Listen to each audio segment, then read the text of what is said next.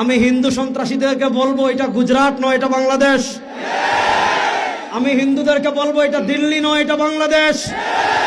আমি বলবো এটা ইন্ডিয়া নয়, এটা শাহজালালের পুণ্যভূমি বাংলাদেশ। এখানে আপনি আমার ভাইকে পিটিয়ে মারবেন আর পূজার নামে দেশি অস্ত্র আমাদেরকে দেখাবেন। যদি আমাদের সাথে আপনারা খেলতে চান, মাঠে আসেন, আমরা খেলার জন্য প্রস্তুত। আমরা পরিষ্কার ভাষায় বলতে চাই, মন্দিরে নিরাপদ থাকুক, এটা আমরাও চাই। মন্দিরে যারা আগুন লাগিয়েছে তাদের বিচারের সম্মুখীন করা হোক, এটা আমরাও চাই।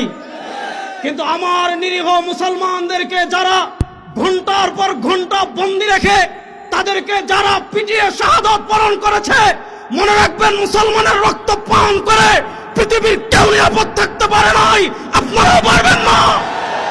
এই রক্ত কথা বলবে ইনশাআল্লাহ। আমি সর্বশেষ আরেকটা কথা বলে শেষ করছি। বাংলাদেশে আপনারা বিভিন্ন ইস্যু